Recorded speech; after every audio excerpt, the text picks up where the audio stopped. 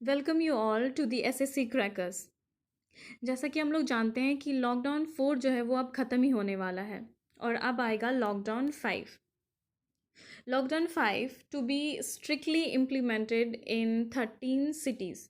तो ऐसे 13 सिटीज़ हैं जहाँ पे जो लॉकडाउन 5 है वो स्ट्रिक्टली जो है उसको इम्प्लीमेंट किया जाएगा। ये एक मेम है, लॉकडाउन 5 किधर है। तो लॉकडाउन 5 की जो रणनीति क्या होगी, कैसे होगी, इस पर गुरुवार को होम मिनिस्टर अमित शाह ने स्टेट्स के सीएम के साथ जो है वो बैठक की है। तो 5 ऐसे स्टेट्स हैं जहाँ पे संक्रमण जो है उसकी संख्या सबसे ज़्यादा है। तो इसी को मद्देनज़र रखते हुए जो इसका अगला कदम है वो 5 स्टेट्स पे जो है उस पर ज़्यादा फोकस किया जाएगा। तो ये जो लॉकडाउन 5 है इसको अनलॉक 1 भी कहा जा सकता है, जिसमें अलग अलग फेजेज़ हैं, जिसमें अलग अलग चीज़ों को प्रोविटेड चीज़ों को रिलीज़ किया गया है। तो ये जो लॉकडाउन 5 है, ये लॉकडाउन 5 आपका 1 जून से स्टार्ट होगा और ये 30 जून तक 2020 तक ये जो है ये आपका लॉकडाउन को एक्सटेंड कर दिया गया है। And to reopen prohibited activities in a phased manner in areas outside containment zones, मतलब जो कंटेनमेंट जोन में नहीं आते हैं वहाँ पे जो फैसिलिटीज़ हैं, जो प्रोविटेड एक्टिविटीज़ हैं, उसको फेज़ के तौर पे इसको जो है वो रिलीज़ किया जाएगा। तो पहला फेज़ जो है आपका वो कब से स्टार्ट होता है? पहला फेज़ आपका स्टार्ट होता है 8 जून 2020। तो पहला फेज़ में क्या है, धार्मिक स्थल है, religious places of worship for public, मतलब आप मंदिर जा सकते हैं, पूजा पाठ वो आपका मंदिर के द्वार जो है वो खुले रहेंगे। Hotels, restaurants and other hospitality services, shopping malls भी जो है वो आपका खुला रहेगा। Ministry of health and family welfare जो है वो स्टैंडर्ड ऑपरेटिंग प्रोसीड्यूर बोले तो एक प्रक्रिया जो है वो तैयार की जाएगी, जैसे कि आपको मास्क पहनना नेसेसरी है। एक बार में कितने लोग जो है वो बाहर निकल सकते हैं, एक साथ निकल सकते हैं। पब्लिक प्लेसेस में कितने मीटर की जो है वो डिस्टेंस है वो मेंटेन करना आपके लिए ज़रूरी है, ताकि कोविड-19 का जो स्प्रेड है उससे बचा जा सके। अब आता है फेज़ 2।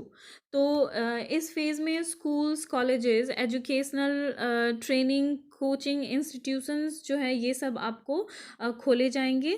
ये सब होने के लिए पहले स्टेट गवर्नमेंट जो है वो कंसल्ट करेंगे state government, union territories administrations consult करेंगे, उसके बाद ही आपको ये फैसिलिटीज़ जो है ये आपको दी जाएगी। ये जो एसओपी है, स्टैंडर्ड ऑपरेटिंग प्रोसीड्यूर, तो ये प्रिपेयर की जाएगी ministry of health and family welfare द्वारा सेंट्रल मिनिस्टर्स और डिपार्टमेंट से कंसल्ट करने के बाद। अब आता है आपका अगला फेज़ 3।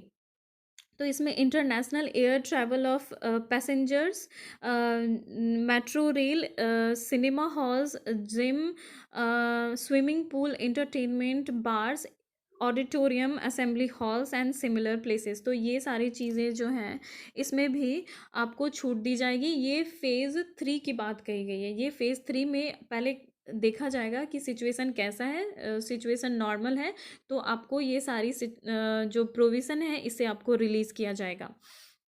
नाइट कर्फ्यू में भी जो है चेंज हुआ है इसका टाइम। रात के 9 बजे से लेकर सुबह के 5 बजे तक जो है ये नाइट कर्फ्यू है। अगर आपको कोई एसेंशियल एक्टिविटीज़ या एसेंशियल चीज़ें आपको लेनी है तभी आप बाहर निकल सकते हैं। तो और एक चीज़ और है कि आप एक स्टेट से दूसरे स्टेट्स भी जो है वो आप ट्रैवल कर सकते हैं विदाउट एनी पास। लॉकडाउन 4 में ये पास की ज़रूरत है, अब लॉकडाउन 5 में आपको पास की ज़रूरत नहीं है। जो बुजुर्ग हैं 65 years of age, persons with comorbidities, pregnant womens and children below the age of 10 years are advised to stay at home. आपको घर पे रहना है, सुरक्षित रहना है। Use of Aarogya Setu app, आपको आरोग्य सेतु ऐप आपको यूज़ करना है, उसमें आपको अपने हेल्थ इश्यूज़ को शेयर करना है, अपडेटेड रहना है। तो देखिए आगे की स्थिति क्या होती है, देश की जो सिचुएशन है उसमें क्या क्या सुधार आता है। आप न्यूज़ से अपडेटेड रहिएगा, सेफ रहिएगा। तो आपको ये वीडियो कैसा लगा कमेंट करके ज़रूर बताइएगा। Thank you.